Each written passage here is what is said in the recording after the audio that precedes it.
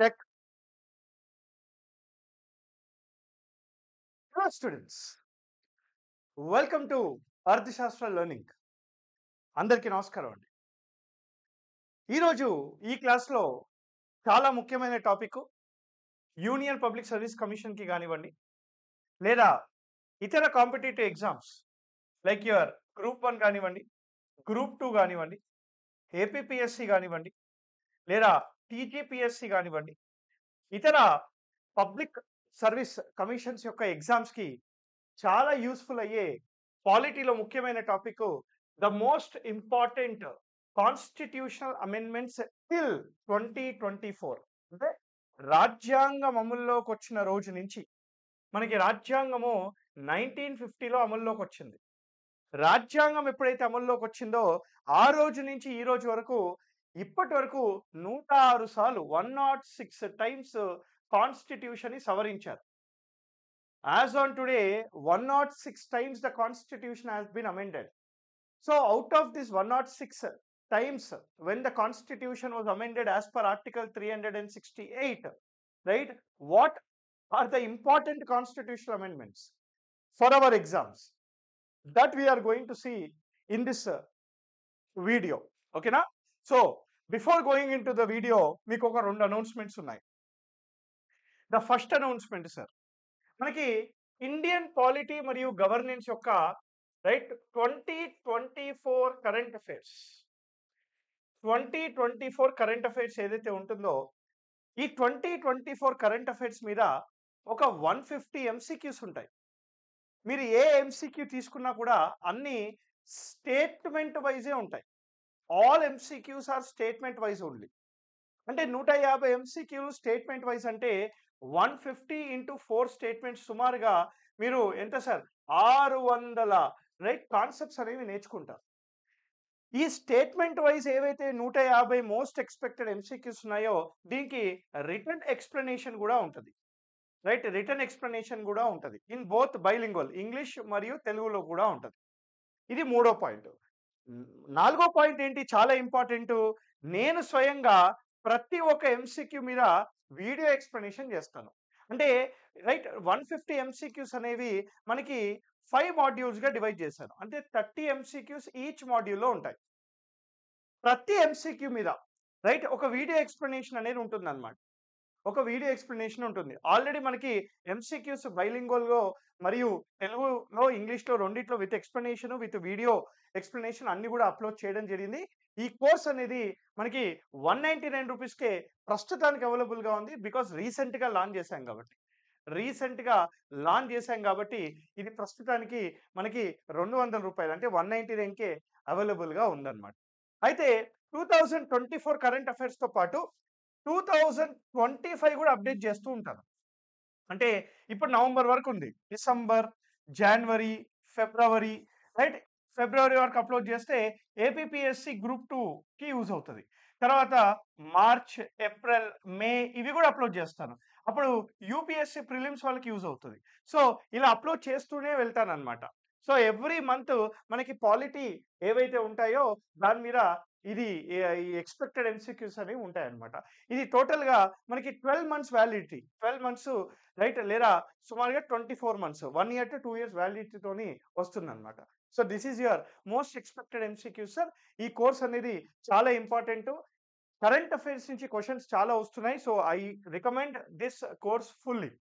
ఎవరైతే బిగినర్స్ ఉన్నారో, ఎవరైతే ఇప్పుడే పాలిటీ నేర్చుకుందాం అనుకుంటున్నారు, లేదా రైట్ యూపీఎస్సి ప్రిలిమ్స్కి కానీ, యూపీఎస్సి ప్రిలిమ్స్కి కానీ, లేదా ఏపీపీఎస్సి మెయిన్స్ గ్రూప్ 2 ఎగ్జామ్కి కానీ, ఈ 2 ఎగ్జామ్స్కి రైట్ ఎవరైతే పాలిటీ ఫుల్ కోర్స్ కావాలనుకుంటున్నారో, polity comprehensive course with complete current affairs కానీ, అమెండ్మెంట్స్ కానీ, సుప్రీంకోర్టు జడ్జిమెంట్స్ కానీ అన్ని ఫుల్ అప్డేటెడ్గా ఉంటాయి. కంప్లీట్ అప్డేట్తోనే ఉంటుంది అనమాట. 115 వీడియోస్ ఉన్నాయి, 35 డాక్యుమెంట్స్ ఉన్నాయి. దీంట్లో క్లాస్ నోట్స్ ఉంటుంది, ప్రాక్టీస్ ఎంసీక్యూస్ ఉంటాయి, రైట్, కరెంట్ అఫైర్స్ వీడియోస్ కూడా ఉంటాయి. ఎప్పటికప్పుడు అప్డేట్ చేస్తూ ఉంటాను. ఈ పాలిటీ కోర్స్ ఎవరైనా తీసుకోవాలి అని అనుకుంటే ఈ కోర్స్ కూడా మన డిస్క్రిప్షన్లో ఉంటుంది, లింక్ ద్వారా మీరు తీసుకోవచ్చు సార్. ఈ కోర్స్ వచ్చేసి టోటల్గా రూపీస్కి అవైలబుల్గా ఉంటుంది. 12 మంత్స్ వ్యాలిడిటీతో వస్తుంది అనమాట. So that is the thing. So ఈ రెండు కోర్సెస్ అనేవి మనకి చాలా important for upcoming all the exams. Now let's go to this amendments. ఏ రాజ్యాంగ సవరణ చట్టాలు అనేవి చాలా ఎగ్జామ్కి ఇంపార్టెంట్ అనేది చూద్దాం. ఒక్కొక్కటిగా చూసుకుంటూ వెళ్ళిపోదాం సార్. ముందుగా 1వ రాజ్యాంగ సవరణ చట్టం, the first constitution amendment act 1951. ఇక్కడ మీరు రైట్ అమెండ్మెంట్ ఏది ఇంపార్టెంట్, దాని యొక్క ఇయరు, అండ్ దాని యొక్క సబ్జెక్ట్ మ్యాటర్, ఈ మూడు కూడా గుర్తుపెట్టుకోవాలి. ఫస్ట్ అమెండ్మెంట్ యాక్ట్ ఆఫ్ 1951 ద్వారా మనకి ఆర్టికల్ 15 క్లాస్ 4 ప్రకారంగా ఎస్సీలకు మరియు ఎస్టీలకు రైట్ రిజర్వేషన్స్ అనేవి తీసుకొని రావడం జరిగింది. ప్రాథమిక హక్కులలో ఎస్సీలకు మరియు ఎస్టీలకు రిజర్వేషన్స్ అనేది తీసుకొని రావడం జరిగింది.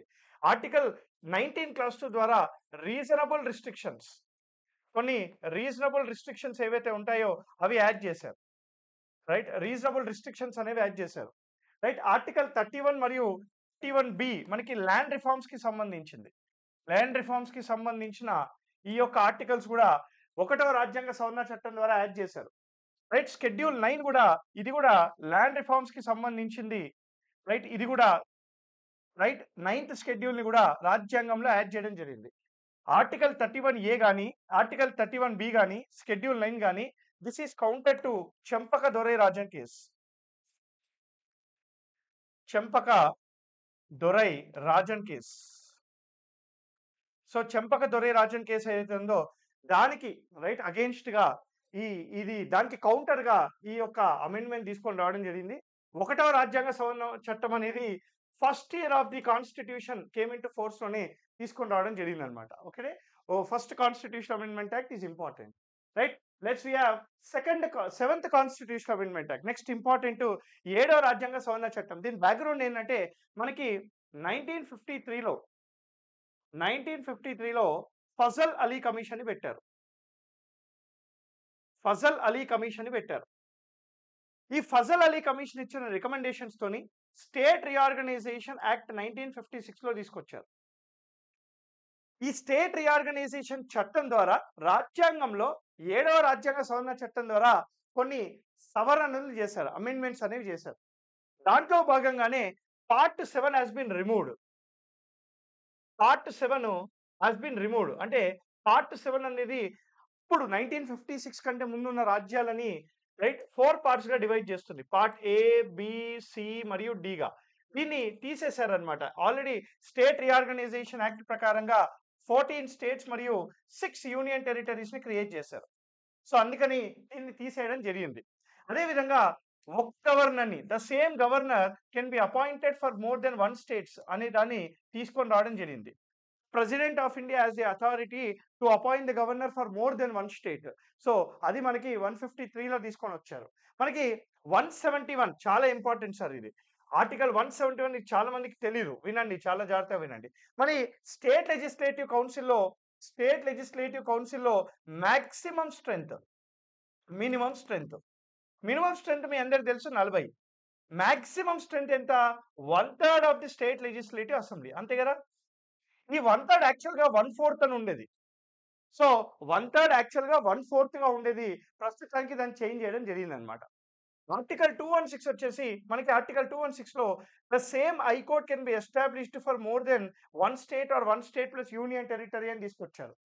ఆర్టికల్ 350B ప్రకారంగా president of India shall appoint special linguistic officer అనే దాన్ని తీసుకొని రావడం జరిగింది. స్పెషల్ లింగ్విస్టిక్ ఆఫీసర్ ని రైట్ ప్రెసిడెంట్ ఆఫ్ ఇండియా అనే వ్యక్తి తీసుకొని రావచ్చు అనే దాన్ని రైట్ తీసుకొని రావడం జరిగింది. సో ఇలా మనకి కొన్ని ల్యాండ్ రిఫార్మ్స్ తీసుకొని వచ్చాడు. సో 7వ రాజ్యాంగ సవరణ చట్టం ద్వారా ఇవన్నీ కూడాను సవరణలు చేశారనమాట. ముఖ్యంగా ఇవి ఆర్టికల్ 350B, 216, 171, 153, పార్ట్ 7 ఇవి చాలా important sir. Special linguistic officer to look after linguistic minorities in India. Right, article 29, 30 linguistic minorities యొక్క వెల్ఫేర్ కోసము 7వ రాజ్యాంగ సవరణ చట్టం ద్వారా ఆర్టికల్ 350B మరి president of India as the authority to appoint special linguistic officer అనేది రావడం జరిగింది అనమాట. నెక్స్ట్ కాన్స్టిట్యూషన్ అమెండ్మెంట్ యాక్ట్ వచ్చేసి 12వ రాజ్యాంగ సవరణ చట్టం. మీ ఫేవరెట్ స్టేట్ పోర్చుగీస్ నుంచి 12వ రాజ్యాంగ సవరణ చట్టం 1962 ప్రకారంగా గోవా, డామన్ అండ్ డియు, డామన్ అండ్ డియు అనుకోవచ్చు, ఈ రెండు ఒకటే. సో డామన్ అండ్ డియు గోవాని షెడ్యూల్ 1 లో యాడ్ చేయడం జరిగింది. షెడ్యూల్ 1 లో యాడ్ చేయడం జరిగింది as per article 2 of the Indian constitution. Article 2 ప్రకారంగా మనకి 12వ రాజ్యాంగ సవరణ చట్టం ద్వారా షెడ్యూల్ 1 లో గోవా, డామన్ అండ్ డియు రెండింటిని కూడాను అక్వైర్డ్ టెరిటరీస్ గా యాడ్ చేయడం జరిగింది కాబట్టి అక్కడ మెన్షన్ చేశారనమాట. 17వ రాజ్యాంగ సవరణ చట్టం 1964, 17వ రాజ్యాంగ సవరణ చట్టం అనేది దిస్ ఈస్ ఎ ఫైట్ అనమాట. ఏమైతుంది రైట్, తర్వాత మనకి శంకరి ప్రసాద్ కేసు కానీ, సజ్జన్ సింగ్ కేసు కానీ, ఈ రెండు కేసుల తర్వాత వచ్చిన పరిణామమే 17th constitution amendment. 17th constitution amendment ద్వారా షెడ్యూల్ 9 లో కొన్ని ల్యాండ్ రిఫార్మ్స్ కి సంబంధించిన చట్టాలు పెట్టారు. కొన్ని ల్యాండ్ రిఫార్మ్స్ కి సంబంధించిన చట్టాలని పెట్టడం జరిగింది. 17th కాన్స్టిట్యూషన్ అమెండ్మెంట్ యొక్క కౌంటరే మనకి Golaknath case. Golaknath case is a counter to 17th constitution amendment act అనమాట. 17వ రాజ్యాంగ సవరణ చట్టం యొక్క కౌంటరే గోలక్నాథ్ కేసు. ఇది 17th constitution amendment act. The next is 21st constitution amendment act. 21వ రాజ్యాంగ సవరణ చట్టం 1961 ద్వారా షెడ్యూల్ 8 లో సింధీ అనే లాంగ్వేజ్ ని యాడ్ చేయడం జరిగింది. సింధీ అనే లాంగ్వేజ్ ని షెడ్యూల్ 8 లో అఫీషియల్ లాంగ్వేజెస్ లిస్ట్ లో యాడ్ చేశారు. అఫీషియల్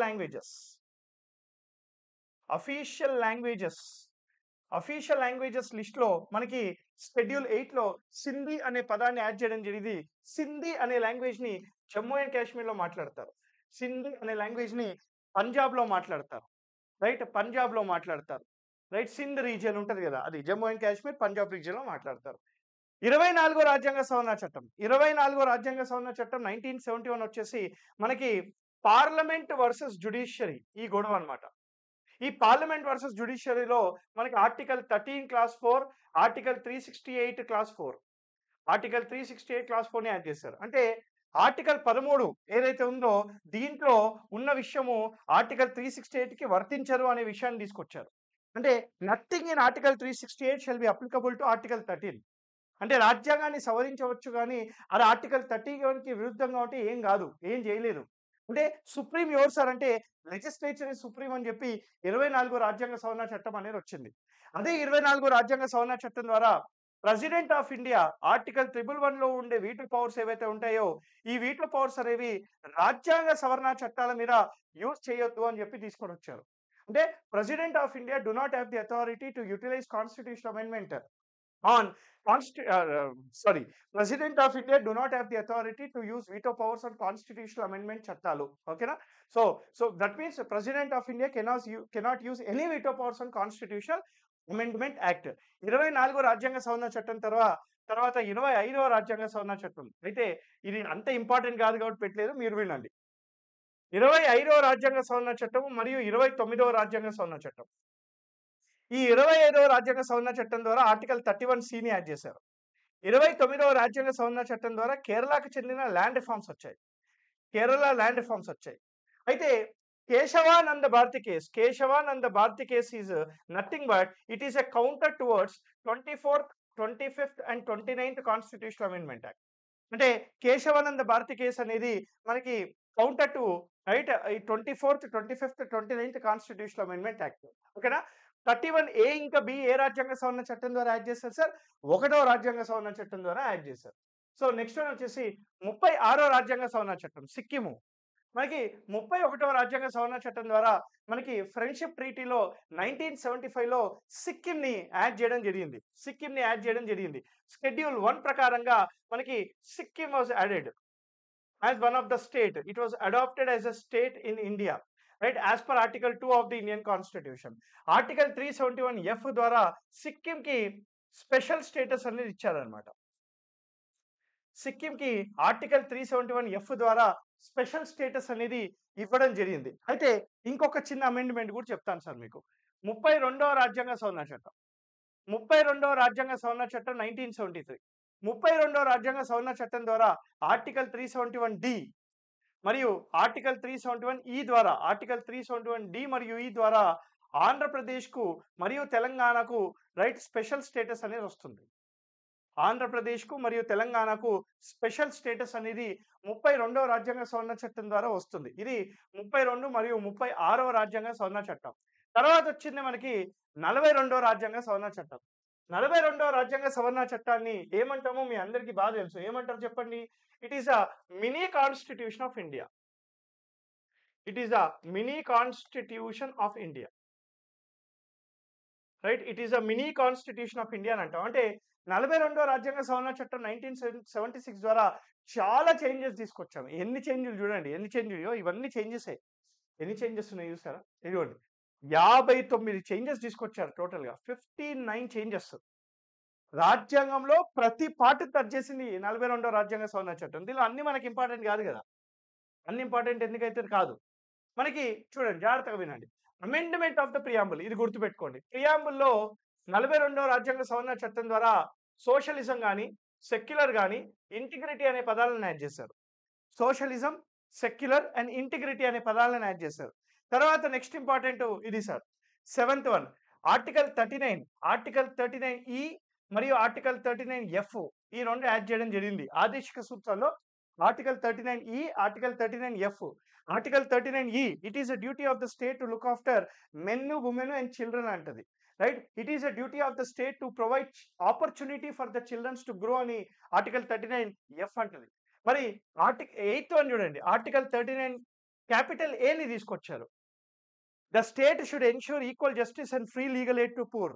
అందరికీ సమానమైన హక్కు అనేది కల్పించాలి అని చెప్పి ఆర్టికల్ 39 క్యాపిటల్ ఏలో ఉంది. మన what is article 43 capital A? Article 43 capital A ద్వారా the state shall create an opportunity where the workers will participate in the management. Workers యొక్క పార్టిసిపేషన్ మేనేజ్మెంట్ లో ఎంత అవసరం అని చెప్పేసి ఆర్టికల్ 43A ఉంది. 9th వన్ కూడా మీరు గుర్తుపెట్టుకోవాలి. అదేవిధంగా 10th వన్ గుర్తుపెట్టుకోండి. 10th వన్ ఏంటి? Right, the state shall take steps in protection of flora, fauna and environment.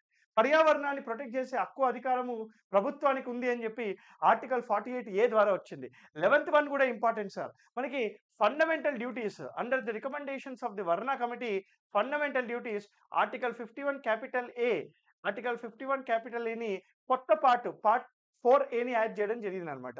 ఇక మిగతావన్నీ ఓకే ఇంపార్టెంటే కానీ అంత ఇంపార్టెంట్ కాదు, జస్ట్ చూసుకుంటూ వెళ్ళండి. అయితే ఇక్కడ ఇది ఇంపార్టెంట్. మళ్ళీ 74 ఇంపార్టెంట్. ఏంటి 74 ఏముంటుంది? 42వ రాజ్యాంగ సవరణ చట్టం ద్వారా కౌన్సిల్ ఆఫ్ మినిస్టర్స్ యొక్క మాట ప్రెసిడెంట్ ఆఫ్ ఇండియా బైండింగ్ అని చెప్తది. అంటే it is compulsory and mandatory and binding on the president of India to listen the aid and advice given by the council of ministers. Article 74 లో ఏముంటది అసలుకి?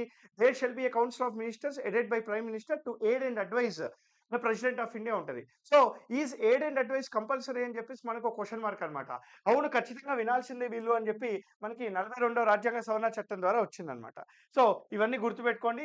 ఈ అంత కంప్లీట్‌గా ఏం అవసరం లేదు. ఇంకేమైనా ఉంటే ఇంపార్టెంట్ నేను చెప్తా. ఇది మళ్ళీ రిపీట్ అయిందా ఏంటి? Whatever okay. సో 26 తర్వాత 27.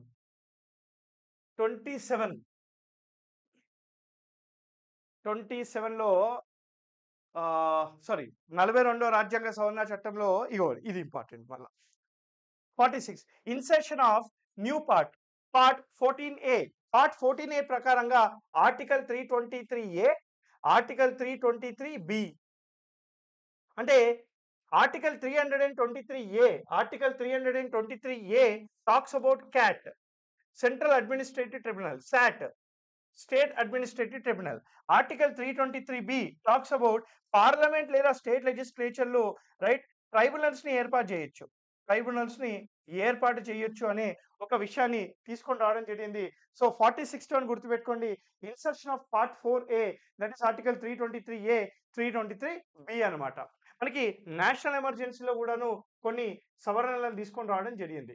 తర్వాత నెక్స్ట్ ఇంపార్టెంట్ ఏమైనా ఉన్నాయా సార్ అంటే ఇదిగోండి 56th వన్ అమెండ్మెంట్. సిక్కింకి స్పెషల్ హోదాలో అమెండ్మెంట్ చేశారు. సిక్కింకి స్పెషల్ హోదా ఏదైతే ఉంటుందో దాన్ని అమెండ్ చేయడం జరిగింది. అదేవిధంగా 57th మనకి 7th షెడ్యూల్ ఉంది కదా. 7th షెడ్యూల్లో కంకరెంట్ లిస్ట్ నుంచి రైట్ స్టేట్ లిస్ట్ నుంచి కొన్ని కంకరెంట్ లిస్ట్కి తీసుకొని వెళ్ళడం జరిగింది. 5 విషయాలు తీసుకొని వెళ్ళాడు అనమాట. సో ఇవన్నీ కూడాను సో మనకి 42nd అమెండ్మెంట్ యాక్ట్ ద్వారా 42వ రాజ్యాంగ సవరణ చట్టం ద్వారా మనకి ఎన్ని మార్పులు చేశారో రాజ్యాంగంలో అంటే మీరు 58 గుర్తుపెట్టుకోండి.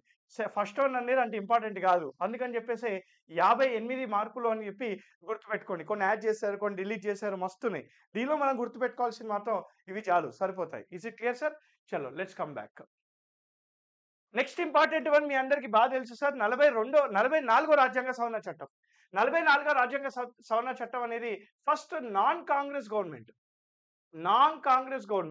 జనతా గవర్నమెంట్ తీసుకొచ్చింది.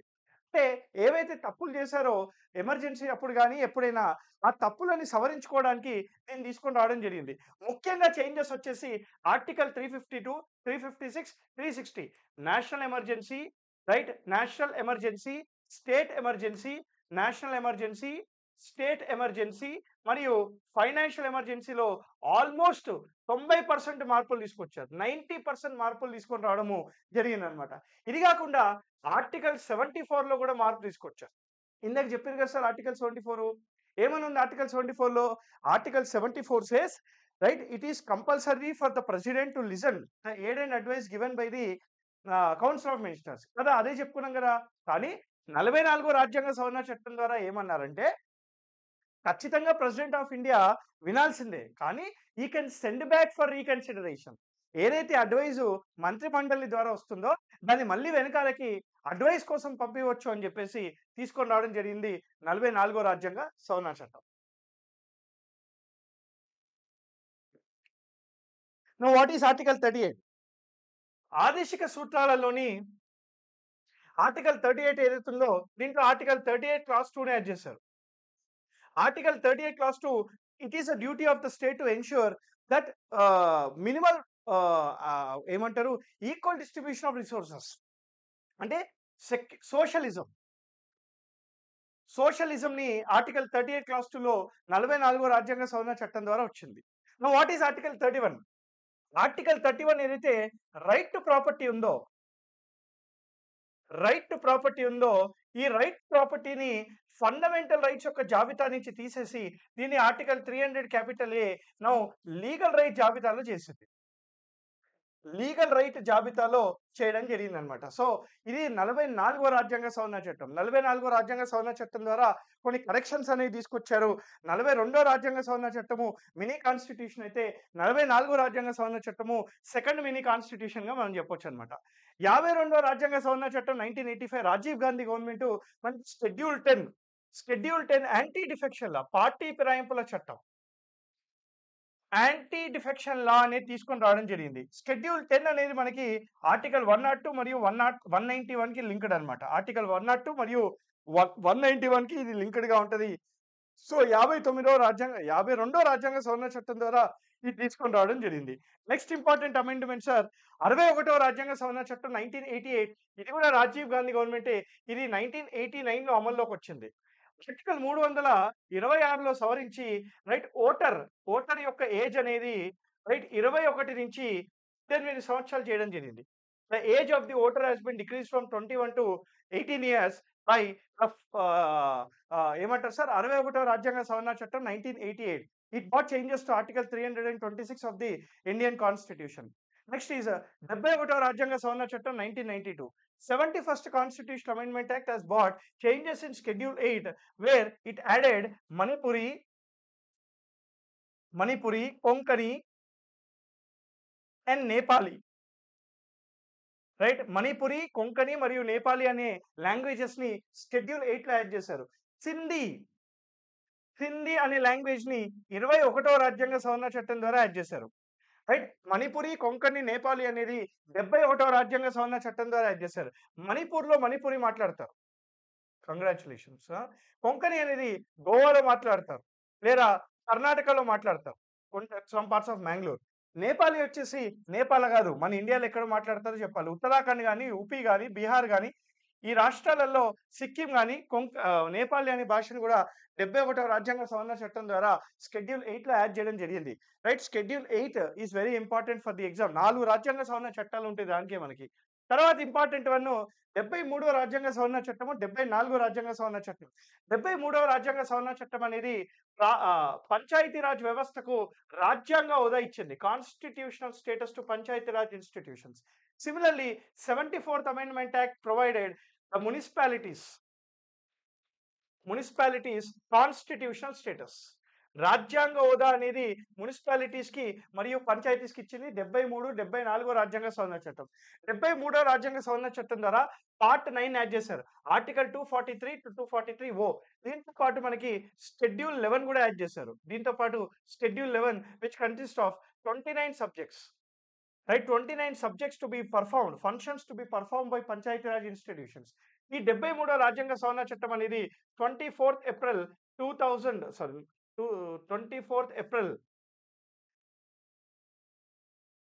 1993 రోజు అమల్లోకి వచ్చింది. 24th ఏప్రిల్ 1993 రోజు అమల్లోకి వచ్చింది. So every year we celebrate 24th April as national Panchayati Raj day, right. Schedule 11 was also added. It consists of 29 subjects. 74th Amendment Act, it came into force on 1st June 1993. 1st June of 1993. మనకి Part 9A was added. 74th Amendment Act ద్వారా Part 9A was added. Article 243P to Article 243ZG add చేశారు. దాంతో పాటు మనకి Schedule 12 also was added, which consists of 18 functions. 18 functions to be performed by municipalities. 18 functions to be performed by municipalities. Schedule 11 talks about 29 functions to be performed by Panchayati Raj institutions. So ఇది 73, 74 రాజ్యాంగ సవరణ చట్టాలు. ఇవి మనకి democracy to స్థానిక సంస్థలు అని అంటాం. డీసెంట్రలైజ్డ్ డెమోక్రసీ అని అంటారు దీన్ని. Decentralised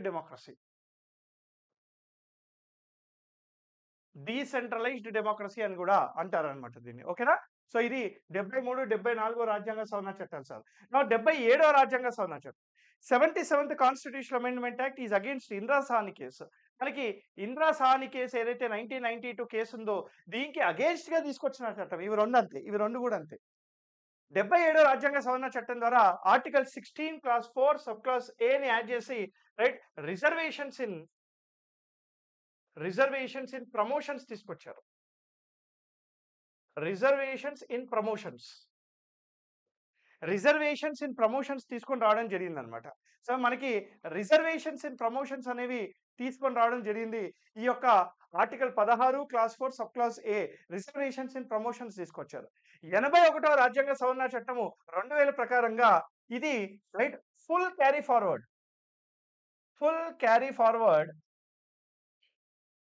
of backlog post even if it is exceeding 50%. అంటే ఏవైతే పోస్టులు మిగిలిపోతాయో అవి నెక్స్ట్ ఇయర్ కి క్యారీ ఫార్వర్డ్ చేయొచ్చు. ఆ క్యారీ ఫార్వర్డ్ అయిన ఈ 50% దాటినా కూడా పర్లేదని చెప్పేసి 81వ రాజ్యాంగ సవరణ చట్టము article 16 class 4 sub class below ఇది 81వ రాజ్యాంగ సవరణ చట్టము 2000లో తీసుకొని రావడం జరిగింది. నెక్స్ట్ వన్ ఈజ్ 82వ రాజ్యాంగ సవరణ చట్టం. 82వ రాజ్యాంగ సవరణ చట్టం 2000 అనేది ఆర్టికల్ 338ని కాంప్రమైజ్ చేసింది. ఆర్టికల్ 335 ఏంటి, రైట్, ఏమంటే simple. Article 335 says, right, the claims of SC/ST shall be delivered without compromising skills and efficiency. అంటే మీరు రిజర్వేషన్ ఇచ్చేటప్పుడు ఇవ్వండి, పర్లేదు, కానీ స్కిల్స్ మరియు ఎఫిషియన్సీని కాంప్రమైజ్ అవ్వకుండా ఇవ్వమని చెప్తుంది ఆర్టికల్ 335. అయితే దీన్ని కాంప్రమైజ్ చేసింది 82వ రాజ్యాంగ సవరణ చట్టం. 82వ రాజ్యాంగ సవరణ చట్టం as compromised skills and efficiency. So 82వ రాజ్యాంగ సవరణ చట్టాన్ని కౌంటర్ గానే జర్నేల్ సింగ్ కేసు తీసుకొని వచ్చారు. So Jarnail Singh versus union of India కేసులో supreme court said, right, Jarnail Singh versus union of India case supreme court said no problem, article 335 can be compromised. Article 335 which talks about the claims of SCs and STs shall be delivered without compromising the skills and efficiency can be compromised అనే ఒక విషయాన్ని మనకి 82వ రాజ్యాంగ సవరణ చట్టం ద్వారా వచ్చింది. 84 రాజ్యాంగ సవరణ చట్టం. 84 రాజ్యాంగ సవరణ చట్టం అనేది చాలా ఇంపార్టెంట్ సార్. 84 రాజ్యాంగ సవరణ చట్టం ఇది ఎక్స్‌పెక్టెడ్ గూడా. ఎందుకు అనంటే ఆర్టికల్ 82 మరియు 170లో చేంజెస్ తీసుకొచ్చింది. 84 రాజ్యాంగ సవరణ చట్టం ద్వారా డీలిమిటేషన్ కమిషన్ అనేది 2026 వరకు పెట్టకూడదు అని చెప్పింది. 2026 వరకు పెట్టకూడదు. అంటే 2026 వరకు లోక్‌సభ మరియు అసెంబ్లీ యొక్క సీట్లనేవి ఫ్రీజ్ అంట. రైట్. లోక్‌సభ మరియు అసెంబ్లీ యొక్క సీట్స్ అనేవి ఫ్రీజ్ చేయాలి. పెట్టుకోవద్దు. అంటే డీలిమిటేషన్ కమిషన్ ద్వారా రైట్ మనకి 2026 తర్వాతనే మనకి లోక్‌సభ మరియు అసెంబ్లీ యొక్క సీట్లను పెంచాలి తప్ప అప్పటి వరకు పెంచకూడదు అని చెప్పేసి మనకి 84 రాజ్యాంగ సవరణ చట్టము రైట్ మనకి ఆర్టికల్ 82 మరియు 170 తీసుకొని రావడం జరిగింది. ఇది కూడా ఇంపార్టెంట్ సార్. ఇప్పటి నుంచి అన్ని ఇంపార్టెంటే ఇక్కడ. ఓకేనా? సో 84థ్ ఆల్రెడీ అయిపోయింది కదా! Fine. 86th constitution amendment act. 86th constitution amendment act 2002 right made changes in fundamental rights, made changes in DPSP మరియు included added new part. Made changes in fundamental duties. 86వ రాజ్యాంగ సవరణ చట్టం 2002 ప్రకారంగా article 21A it is a duty of the state to provide free and compulsory education to all the childrens between 6 to 14 years. 6 నుంచి 14 వయసులో ఉండే పిల్లలందరికీ కూడాను ప్రభుత్వం ఉచితంగానే కాదు ఖచ్చితమైన శిక్షా బోధన అందజేయాలని చెప్పేసి ఆర్టికల్ 21Aలో రాస్తుంది. Now what is article 45 directive principles of state పాలసీలో right it is a duty of the state to look after early childhood care. Early childhood care right that is below 6 years. 6 సంవత్సరాల లోపల ఉన్న వాళ్ళని early childhood care anganwadi centres అన్నమాట ఇవి. Article 51A eleventh fundamental duty. The 11th fundamental duty add చేశారు. ఏంటది? It is a duty of the parents and guardians to ensure or to provide education to all the childrens between 6 to 14 years అని చెప్పేసి 86వ రాజ్యాంగ సవరణ చట్టం అనేది తీసుకొని రావడం జరిగింది. ఓకే. నెక్స్ట్ కాన్స్టిట్యూషన్ అమెండ్మెంట్ యాక్ట్‌లో మనకి 89th కాన్స్టిట్యూషన్ అమెండ్మెంట్ యాక్ట్ ఉంటది. 89వ రాజ్యాంగ సవరణ చట్టం ద్వారా ఆర్టికల్ 338 రెండిటిగా డివైడ్ చేశారు. ఆర్టికల్ 38 మరియు ఆర్టికల్ 338A రెండు డిఫరెంట్ డివైడ్ చేశారన్నమాట. ఆర్టికల్ 338 ప్రకారంగా నేషనల్ కమిషన్ ఫర్ ఎస్సీ ఉంటది. ఆర్టికల్ 338A ప్రకారంగా నేషనల్ కమిషన్ ఫర్ ఎస్టీ ఉంటది. సో రెండు కూడా చెప్పడం జరిగింది. 89వ రాజ్యాంగ సవరణ చట్టం ఇది ఆల్రెడీ అయిపోయింది. 84వ రాజ్యాంగ సవరణ చట్టం ఆల్రెడీ అయిపోయింది. 89వ రాజ్యాంగ సవరణ చట్టం ద్వారా ఇది గుర్తుపెట్టుకోండి. ఇప్పటి నుంచి ఉన్న అన్ని రాజ్యాంగ సవరణ చట్టాలు ఇంపార్టెంట్. 91 నుంచి 106 వరకు అన్ని ఇంపార్టెంటే. Expected for the exam also. జాగ్రత్తగా వినాలి మీరు. 91వ రాజ్యాంగ సవరణ చట్టం 2003 ప్రకారంగా మనకి ఏం జరిగింది సార్ అంటే షెడ్యూల్ 10లో మర్జర్ అనే డెఫినిషన్‌ని చేంజ్ చేసి 1/3గా ఉండేది 2/3 చేశారు. మర్జర్ అనే డెఫినిషన్‌ని 1/3 కాస్త 2/3 చేశారు. మరి ఆర్టికల్ 75A 1A మరియు ఆర్టికల్ 164లో కౌన్సిల్ ఆఫ్ మినిస్టర్స్ యొక్క స్ట్రెంత్ యాడ్ చేశారు. కౌన్సిల్ ఆఫ్ మినిస్టర్స్ యొక్క స్ట్రెంత్ అనేది cannot be are up to maximum up to 15% of Lok Sabha in the parliament, up to 15% of state legislative assembly in the states అని చెప్పి తీసుకొని రావడం జరిగింది. మంత్రి మండలి యొక్క స్ట్రెంత్ అనేది 15% కంటే ఎక్కువ ఉండకూడదు అనేది మనకి 91వ రాజ్యాంగ సవరణ చట్టం ద్వారా వచ్చింది. 92వ రాజ్యాంగ సవరణ చట్టం. 92వ రాజ్యాంగ సవరణ చట్టం ద్వారా షెడ్యూల్ 8ని సవరించారు. చెప్పిన కదా! 8వ షెడ్యూల్ 4 సార్లు సవరించారు. ఇది మూడోది. అయితే ఏమేం చేశారు? డీబీఎంఎస్, డోగ్రీ, బోడో, సంతలి, మైథిలి ఈ 4 భాషలను షెడ్యూల్ 8లో యాడ్ చేయడం జరిగింది. డోగ్రీ అనే భాష మనకి జమ్మూ అండ్ కాశ్మీర్‌లో మాట్లాడతారు. బోడో అనే భాష అస్సాం, వెస్ట్ బెంగాల్‌లో మాట్లాడతారు. సంతలి, మైథిలి జార్ఖండ్ గాని, జార్ఖండ్ గాని, బీహార్ గాని, రైట్ మధ్యప్రదేశ్ గాని, ఒడిషా గాని, రైట్ మధ్యప్రదేశ్ గాని, ఛత్తీస్‌గఢ్ గాని ఇక్కడ సంతలి, మైథిలి అనే భాషను మాట్లాడతారు. మనకి రాష్ట్రపతి రైట్ సంతాలి ట్రైబ్‌కి చెందిన వ్యక్తి. So we have to be very honoured and great.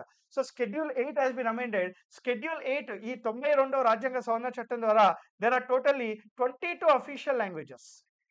22 official languages ఉన్నట్టు మనకి గుర్తిస్తారన్నమాట. ఇది 92వ రాజ్యాంగ సవరణ చట్టము. నెక్స్ట్ కాన్స్టిట్యూషన్ అమెండ్మెంట్ యాక్ట్ 93వ రాజ్యాంగ సవరణ చట్టం. 93వ రాజ్యాంగ సవరణ చట్టం ద్వారా ఒకటే ఒకటి ఆర్టికల్ 15 క్లాస్ 5 ప్రకారంగా OBC reservations of the seats in all educational institutions including public and private except minority విద్యా సంస్థలు తప్ప అన్ని విద్యా సంస్థల్లో కూడా ఓబీసీ రిజర్వేషన్స్ అనేవి ఇవ్వాలని చెప్పేసి 93వ రాజ్యాంగ సవరణ చట్టం ద్వారా వచ్చింది. 95వ రాజ్యాంగ సవరణ చట్టం 95వ రాజ్యాంగ సవరణ చట్టం ద్వారా ఆర్టికల్ 334ని సవరించి ఎస్సీ మరియు ST reservation of seats in Lok Sabha మరియు assembly reservation of seats in Lok Sabha మరియు అసెంబ్లీ. అదేవిధంగా ఆంగ్లో ఇండియన్ కమ్యూనిటీ యొక్క నామినేషన్ అనేది రాజ్యాంగం అమల్లోకి వచ్చినప్పటి నుంచి 70 ఇయర్స్కి పెంచారు. అంటే 70 ఇయర్స్ అనే దాన్ని యాడ్ చేయడం జరిగింది 95వ రాజ్యాంగ సవరణ చట్టం ద్వారా. అంటే 1950 + 70 ఇయర్స్ అంటే 2020 వరకు పెంచారనమాట. 2020 వరకు 95వ రాజ్యాంగ సవరణ చట్టం ద్వారా పెంచడం జరిగిందనమాట. సో ఇది కూడా 95వ రాజ్యాంగ సవరణ చట్టం కూడా ఇంపార్టెంటే. 6వ రాజ్యాంగ సవరణ చట్టం ద 4th అమెండ్మెంట్ షెడ్యూల్ 8 96వ రాజ్యాంగ సవరణ చట్టం 2011 ప్రకారంగా ఒరియా అనే భాషని ఒడియాగా మార్చారు. పేరును మార్చారంటే ఒడియాగా మార్చడం జరిగిందనమాట. Schedule 8 of the Indian constitution. 97వ రాజ్యాంగ సవరణ చట్టం ద్వారా 2011 ద్వారా కోఆపరేటివ్ సొసైటీస్ సహకార సంఘాలకు రాజ్యాంగ హోదా ఇచ్చారనమాట. అయితే ఇక్కడ పాయింట్ చెప్పాలి మీకు. 97th constitutional amendment act is called partially unconstitutional. It is partially unconstitutional declared by Supreme Court. Right. ప్రాథమిక హక్కులు ఫండమెంటల్ రైట్స్ సవరణ చేశారు, ఆదేశిక సూత్రాల్లో యాడ్ చేశారు. అదేవిధంగా కొత్త న్యూ పార్ట్ ని కూడా యాడ్ చేయడం జరిగింది. ఫండమెంటల్ రైట్స్ లోని article 19 clause 1 sub clause C ఏమంటుంది? Right, it is the freedom to establish మన సొసైటీ కానీ, ఎన్జిఓ కానీ, కోఆపరేటివ్ సొసైటీస్ కానీ, పొలిటికల్ పార్టీస్ కానీ పెట్టొచ్చు అని అంటుంది. 43B ఏమంటుంది? It is a duty of the state to provide cooperative societies అని అంటుంది. 9B పార్ట్ 9Bలో ఆర్టికల్ 243 ZH నుంచి ZT వరకు ఉంటుంది. కోఆపరేటివ్ సొసైటీస్ లో ఎన్ని మంది ఉండాలి, వాళ్ళ యొక్క టర్మ్ ఎంత ఉంటుంది, స్టేట్ యొక్క రోల్ ఏంటి, ఇవన్నీ కూడాను ఈ యొక్క ఆర్టికల్స్ లో ఉంటాయి అన్నమాట. మనకి article 243 to 243O panchayats, 243P to ZG municipalities, H నుంచి T కోఆపరేటివ్ సొసైటీస్, సహకార సంఘాలు. రైట్. సో ఇది 97వ రాజ్యాంగ సవరణ చట్టము. ఇది గుర్తుపెట్టుకోండి, ఇట్ ఈస్ పార్షియల్లీ అన్కాన్స్టిట్యూషనల్. 98వ రాజ్యాంగ సవరణ చట్టం ద్వారా హైదరాబాద్ కర్ణాటక హైదరాబాద్ కర్ణాటక రీజియన్ ఏదైతే ఉందో ఆర్టికల్ 371J ని యాడ్ చేసి హైదరాబాద్ కర్ణాటకకు స్పెషల్ స్టేటస్ ఇచ్చారు. దీనే కళ్యాణి కర్ణాటక అని కూడా అంటారు. అంటే కర్ణాటకని 3 విధాలుగా డివైడ్ చేస్తారు. మైసూర్ కర్ణాటక అని, హైదరాబాద్ కర్ణాటక అని, బాంబే కర్ణాటక అని. హైదరాబాద్ కర్ణాటక ఏదైతే మనకి ఈ కలిగి కానీ, గుల్బర్గా కానీ ఇలాంటి ప్రాంతాలు ఉంటాయో, వెనుకబడ్డ ప్రాంతాలు, దీంట్లో స్పెషల్ హోదా అనేది 98వ రాజ్యాంగ సవరణ చట్టం ద్వారా వచ్చింది. 99వ రాజ్యాంగ సవరణ చట్టం అనేది ఆర్టికల్ 124 క్యాపిటల్ అని యాడ్ చేసి NJAC national judicial appointment commission ని తీసుకొని రావడం జరిగింది. సుప్రీంకోర్టు ఇది 2 కారణాలకి అన్కాన్స్టిట్యూషనల్ గా డిక్లేర్ చేసింది. 99th constitutional amendment act has been declared as unconstitutional for 2 reasons. 1, it is against article 50 right of the Indian constitution, అంటే separation of executive from judiciary. Article 50కి ఇది విరుద్ధంగా ఉంది. సెపరేషన్ ఆఫ్ ఎగ్జిక్యూటివ్ మరియు జ్యుడిషియరీకి విరుద్ధంగా ఉంది కాబట్టి దీన్ని కొట్టేశారు. అదేవిధంగా ఈ 99వ రాజ్యాంగ సవరణ చట్టం అనేది ఇండిపెండెంట్ జ్యుడిషియరీ అనే ప్రిన్సిపల్ కి విరుద్ధంగా ఉందంట. ద ఇండిపెండెంట్ జ్యుడిషియరీ అనేది బేసిక్ స్ట్రక్చర్ డాక్ట్రిన్ లో ఉంది. Right, it is part of basic structure doctrine. ఈ బేసిక్ స్ట్రక్చర్ డాక్ట్రిన్ లో ఉంది కాబట్టి ఇవి రెండింటికి విరుద్ధంగా ఉందని చెప్పి 99వ రాజ్యాంగ సవరణ చట్టాన్ని రైట్ కంప్లీట్ గా కొట్టేశారు. మనం ఏదైతే రాజ్యాంగ సవరణ చట్టాలు ఇవన్నీ చదువుతున్నామో దీని వెనకాల చాలా పెద్ద కథలు ఉంటాయి. ఈ కథలన్నీ కూడాను నేను కాంప్రహెన్సివ్ కోర్సులో చెప్తాను. సో అసలు 99లో ఏముంటది, ఎందుకు ఇది అగెయిన్స్ట్, అసలు ఆర్టికల్ 50 ఏంది, అసలు స్పెషల్ స్టేటస్ లో ఏం చేస్తారు, హైదరాబాద్ కర్ణాటకకి ఏమొస్తుంది. సో ఇవన్నీ ఓన్లీ ఫర్ యువర్ రివిజన్. ఇది కానీ దీని వెనకాల ఏవైతే కాంప్రహెన్సివ్ డీటెయిల్స్ ఉంటాయో అది మనం కోర్సులో చూస్తాం. సో అందుకే ఎవరైతే బిగినర్ ఉన్నారో ఆంధ్రప్రదేశ్ గ్రూప్ 2 మెయిన్స్ కానీ, యూపీఎస్సీ ప్రిలిమ్స్ ప్రిపేర్ అయ్యేవాళ్ళు కానీ మీరు ఖచ్చితంగా ఈ కోర్స్ తీసుకొని వినడమే మంచిది, ఉత్తమము అని చెప్పేసి నేను అనుకుంటాను. ఎవరైతే ఆల్రెడీ పాలిటీ కంప్లీట్ చేశారో ఇది మీకు లాస్ట్ మూమెంట్ రివిజన్‌గా పనికొస్తదనమాట. 99వ రాజ్యాంగ సవరణ చట్టం అయింది కదా! 100వ రాజ్యాంగ సవరణ చట్టం. 100వ రాజ్యాంగ సవరణ చట్టంలో మనకి exchange of enclaves between India మరియు బంగ్లాదేశ్. సో ఇండియా మరియు బంగ్లాదేశ్ మధ్యలో కొన్ని దీవులను ఎక్స్చేంజ్ చేసుకున్నారు. సో దానికి రైట్ షెడ్యూల్ 1 మరియు ఆర్టికల్ 2లో చేంజెస్ తీసుకొని రావడం జరిగిందనమాట.